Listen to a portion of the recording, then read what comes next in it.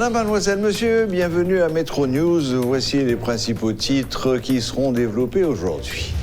Les États-Unis encouragent les acteurs à entamer des discussions sans conditions préalables en vue de la formation d'un nouveau gouvernement. L'ambassadeur Michel Sisson a aussi fait remarquer que la mission du navire USNS Comfort est purement médicale. Le bras de fer entre l'État haïtien et la Sogénère se poursuit. La lettre de crédit de la BRH en faveur de la compagnie va être suspendue. Après plus de 2 mois de blocage, les activités commencent à reprendre au niveau de la région métropolitaine de Port-au-Prince. Le commerce, les transports en commun et les banques commerciales ont fonctionné normalement ce mardi.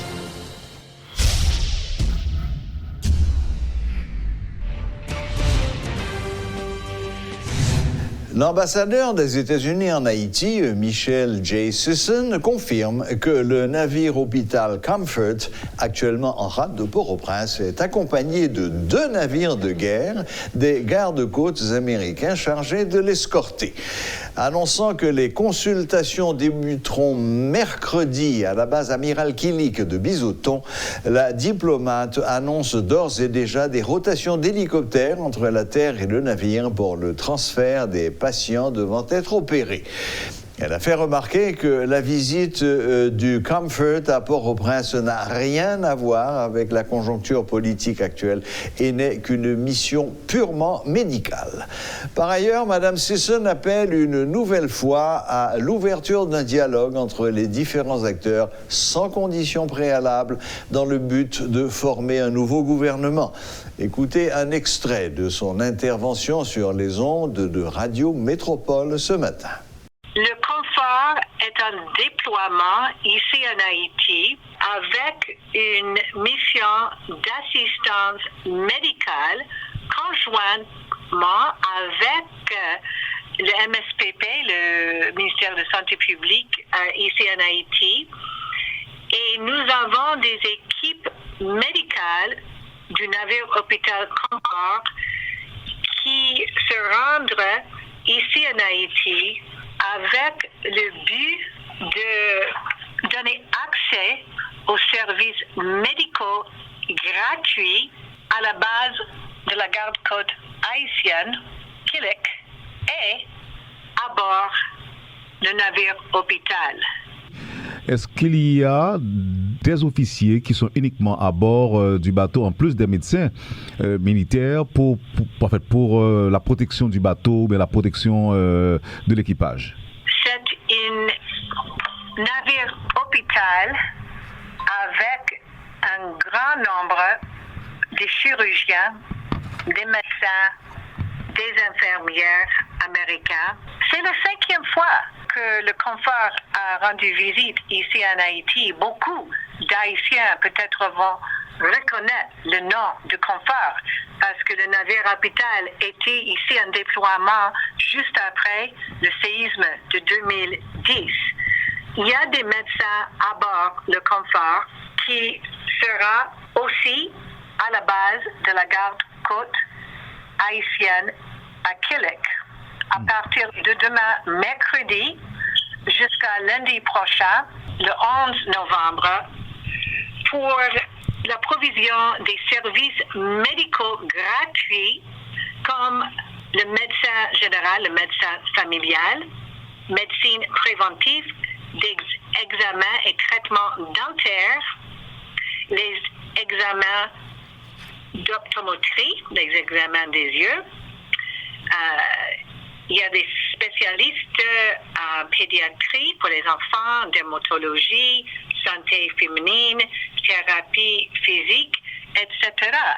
Alors, c'est first come, first serve à partir de 8 heures demain matin à la base de la garde-côte à Killick.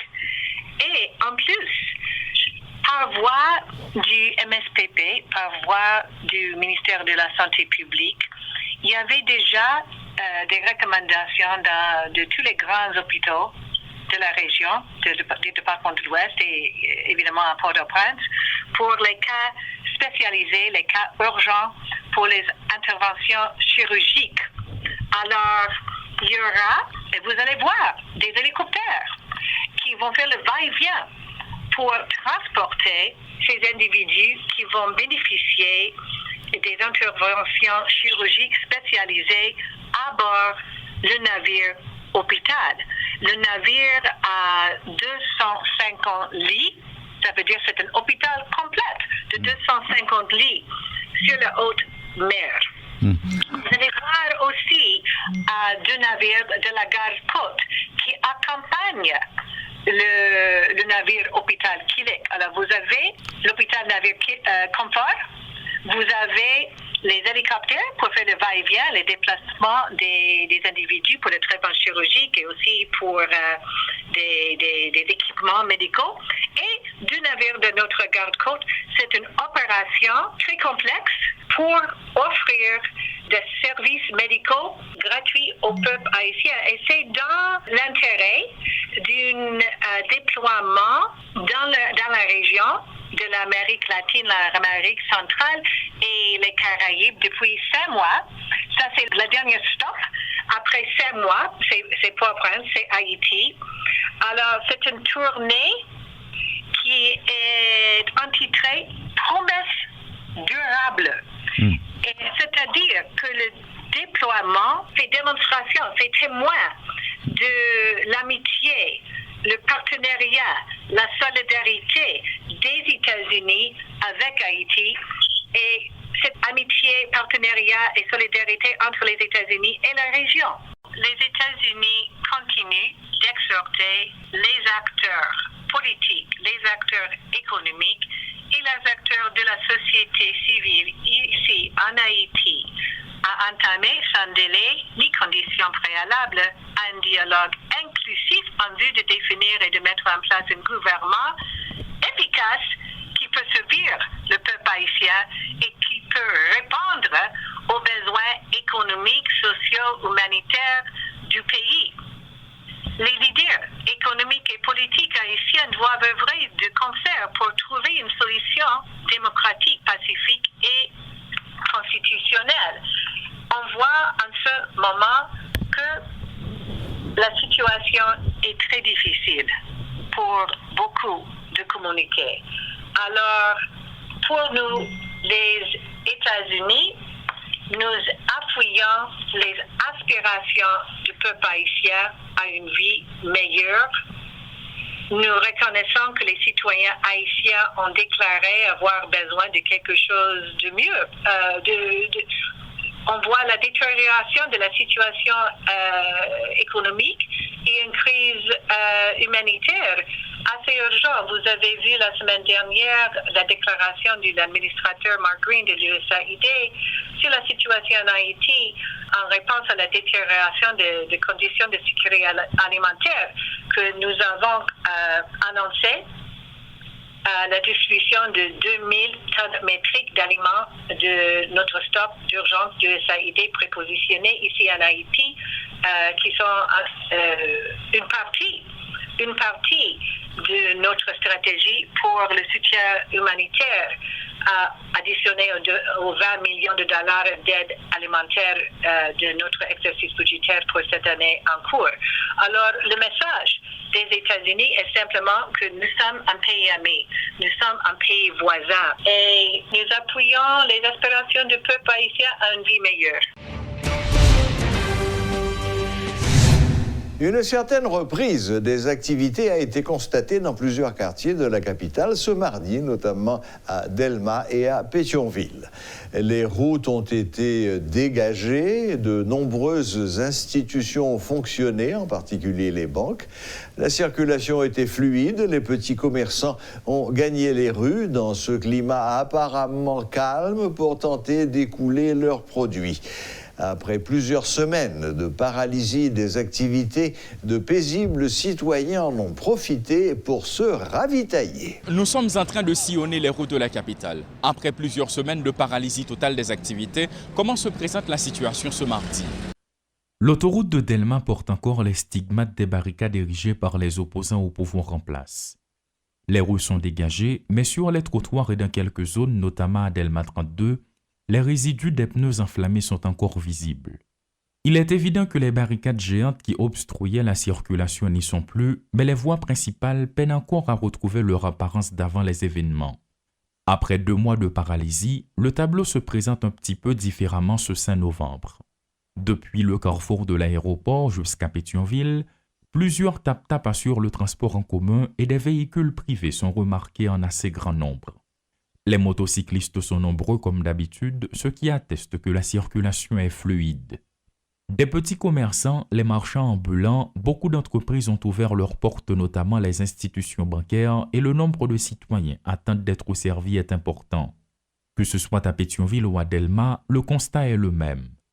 Les citoyens sont sortis en masse pour tenter de vaquer librement à leurs activités, car disent-ils, et je cite, « Ils en ont ras-le-bol de cette situation dans laquelle se trouve le pays depuis des mois. » Certains se montrent également craintifs car le danger peut surgir à n'importe quel moment. Delma et Pétionville, 2 zones commerciales qui ont connu des pertes considérables en raison des mouvements des rues.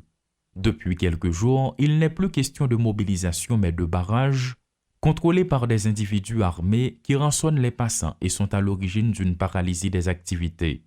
Pour l'heure, ces 2 communes tentent de se relever après avoir été secouées durant des semaines, mais l'atmosphère demeure lourde. Les rues sont encore sales et les simples citoyens encore inquiets. Dans plusieurs zones de la capitale, les barricades sont peu, ce qui facilite la circulation des véhicules publics et privés à Pétionville et à Delma. Toutefois, certaines entreprises ont ouvert leurs portes, mais beaucoup d'autres sont restées fermées, ce qui porte à croire qu'il y a un calme apparent ce mardi et une reprise timide des activités. Claude Désir et Rudolph Pierre-Louis pour Télémétropole. Des résidents de la région métropolitaine de Port-au-Prince font état d'une intensification du rationnement de l'énergie électrique. L'arrêt des moteurs de la Sogénère, le lundi 4 novembre, est sans doute à l'origine de cette diminution de desserte électrique. Les responsables d'EDH avaient indiqué que la compagnie publique assurait plus de 60% de la production d'énergie électrique. L'arrêt des moteurs de la Sogénère et l'annulation des contrats des 2 autres firmes, E-Power et Haytrack, provoqueront un rationnement drastique pour les clients de l'EDH dans la région métropolitaine de Port-au-Prince. Les centrales de la Sogénère à Vareux appartiennent à l'État haïtien, a expliqué le président Jovenel Moïse. L'EDH envisage de reprendre le contrôle de ces centrales afin d'assurer leur fonctionnement. Le président de la République a fait valoir que cette action permet de défendre l'intérêt des citoyens. Les avocats de l'État haïtien et de la Sogénère devraient dans les prochains jours lancer une grande bataille juridique. L'un des avocats de l'État, Newton Saint-Just, soutient que la Sogénère doit restituer 123 millions de dollars collectés illégalement par le biais de surfacturation. Maître Danton Léger, avocat de la Sogénère, affirme que la sommation reçue n'a pas de valeur dans la mesure où le nom de la DGI, qui représente habituellement l'État, n'est pas cité. Dénonçant une tentative de racket remontant à 2012 comme le début des ennuis pour la Sogénère, Maître Léger parle de persécution politique tout en affirmant que la compagnie reste ouverte à un accord à l'amiable. En réaction, Maître Newton Saint-Just affirme que la situation n'a rien d'illégal et que l'État a toute latitude pour procéder par le cabinet qu'il désire à travers la DGI. Selon lui, il ne s'agit pas d'un simple litige qui oppose l'État à Sogénère, mais d'un scandale d'escroquerie et d'abus de confiance impliquant non seulement les responsables de l'entreprise, mais aussi de nombreux anciens dirigeants du pays depuis la signature du contrat en 2007. Le Bloc démocratique pour le redressement national lance un appel patriotique pour une sortie de crise. Lors d'une conférence de presse le mardi 5 novembre, le Bloc démocratique s'est aligné sur la position d'autres structures qui le précèdent, tout en préconisant la mise en veilleuse de la Constitution après le départ du président de la République. Pas de Premier ministre ni le Parlement, mais un Conseil d'État pour accompagner le président provisoire qui jouera aussi le rôle de Premier ministre, a déclaré Victor Benoît, représentant du Rassemblement social-démocrate au sein de la structure. Il faut choisir un juge qui va sortir dans la cassation comme président provisoire. Nous pensons qu'il faut que tu aies désigné des personnalités haïtiennes qui pourraient constituer un conseil d'État qui est là pour contrôler l'action gouvernementale. Le conseil d'État, ce n'est pas mon capitaine pour exécutif, c'est une sorte de mini-parlement que le Il faut que tu aies formé un gouvernement d'exception. C'est mon gouvernement qui a fait suivant les gens constituants prévoir. Parce que nous avons une situation d'exception. Jean Constitution a dit, le président pas là, c'est le Premier ministre pour mettre en place. Et si tu as 4 ans, c'est la Chambre qui peut traiter. Un cabinet ministériel restreint, nous n'avons pas besoin de 18 ministres à donner. Nous n'avons pas besoin de Premier ministre tout. Le président n'a pas à la fois chef d'État et chef de gouvernement. Le leader de Petite Dessalines, Moïse Jean-Charles, lance un appel d'unité aux différentes structures sociopolitiques, notamment l'alternative consensuelle, la passerelle et celle dénommée Maché-Contré. L'ancien sénateur exhorte les membres de l'opposition à s'unir en vue d'atteindre leurs objectifs. Il leur demande en même temps de ne pas exclure les protestataires qui ont mené la lutte contre le pouvoir en place lorsqu'ils seront au timon des affaires. Nous, Petite Dessalines, nous venons lancer un appel. Un appel pour dirigeants nous, dirigeants politiques, dirigeants d'opinion, pour prendre la leçon. Ça fait longtemps que nous te parlé. Le peuple attendait nous te suivre nous. Je dis au peuple à parler. Il faut nous attendre tout. Il faut nous donner la raison. Le peuple a demandé pour nous unir nous. Des barricades, pas de différence. Entre un médecin avec un ouvrier. Pas de différence. Entre un Petite Dessalines avec un Lavalas. Yo ini yo. Mais pour qui ça? Alternative, passerelle, marché contré. Nous pas font commun pour nous résoudre le problème non. Et ça nous vient parler là. Toute alternative. Faut refléter malheureux, ouvrier, médecin qui campent derrière de barricades yo. Faut entendre des revendications yo. Faut que toute alternative li refléter image citoyen de bonne volonté qui chita la caillou pendant 2 mois, pendant 3 mois. Ça me veut dire pas là. Toute alternative qui reflète image moun sa yo, Petite Dessalines a pladal. Toute alternative qui pas refléter bagay ça, Petite Dessalines pas pladal. Et c'est ça me devine dit matin.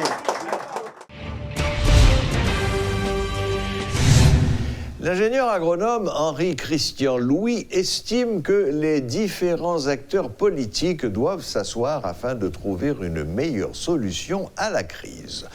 Monsieur Louis croit que toutes les propositions formulées par les partis politiques et les membres de la société civile doivent être mises ensemble afin de dégager une alternative après le départ du président. Pour venir avec une solution inclusive. Et solution inclusive ça, et côté d'accord avec Maître Benoît, c'est que son solution d'exception liée pour aller vers une transition, mais une transition qui c'est une entente politique, qui doit tenir compte de l'intégration de toutes les forces en présence, et deuxièmement, qui pour offrir une porte de sortie acceptable au président Jovenel Moïse, parce que nous ne pouvons jamais faire ça. Et troisièmement, qui pour garder une approche citoyenne et participative et de refondation et société, et pour capable arriver sur un paix durable. Et si nous t'arrêtons dans l'aspect ça, nous t'avons regardé les 2 genres. Et stabilité et puis proposition pour relancer secteur pour être capable de gagner des fonctionnements dynamiques, pour les professionnels nous capables de devenir responsables et pour les institutions nous capables de arriver à un point où bail des services réels à la population, particulièrement les couches défavorisées. Base politique et que n'a pas parlé et l'État capable venir sous forme de mettre tout le monde ensemble pour venir un document et de sortie de crise et organisation qu'on gagne et marché contré passerelle alternative consensuelle. Mettez tout ensemble pour une solution de sortie de crise qui peut dialoguer avec et pouvoir pour trouver une porte de sortie au président Jovenel Moïse. Voilà, la boucle est bouclée. Merci de nous rester fidèles et à la prochaine, même heure, même chaîne. Et n'oubliez pas que vous pouvez suivre Métro News en différé sur notre chaîne YouTube à Métropole Télé.